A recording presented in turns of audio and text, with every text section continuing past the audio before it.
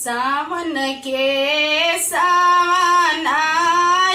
भदौआ के ओरी चुए हो ए ललना रुकुमिनी सुतेली ओ सारा वात गोद में भतीजा ले गोद में भतीजा ले हो।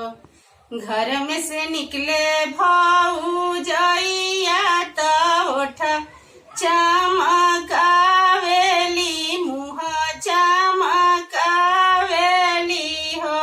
ललना छीनी लिहली गोद के बालकवारो वेली रानी रुकुमिनी रोवेली रानी रुकुमिनी हो।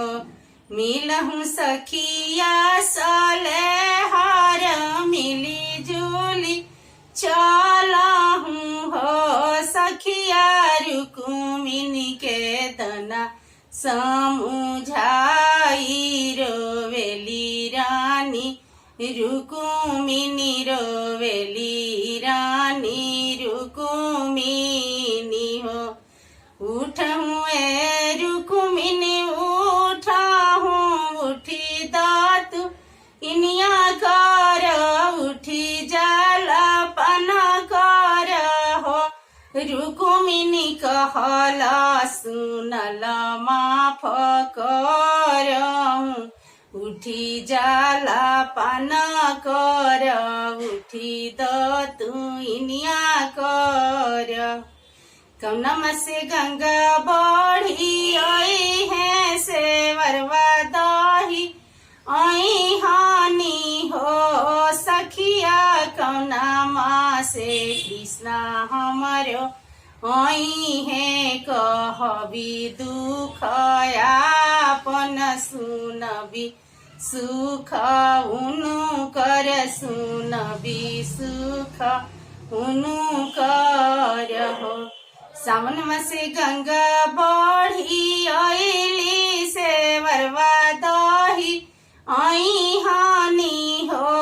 रुकुमिनी भादो माँ से कृष्णा तोहर आई है कही दुख आपन सुनिह सुख उनु कर हो।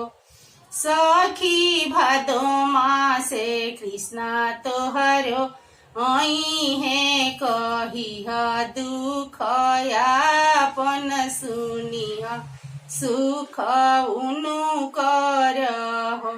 सावन में से गंगा बढ़ी आईली से वरवा दही आईलानी हो।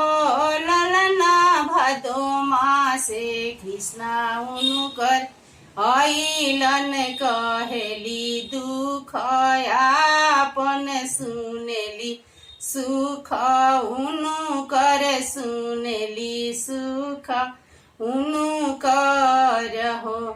कायही अमावा के खैले अठिलिया के चटलेनु हो।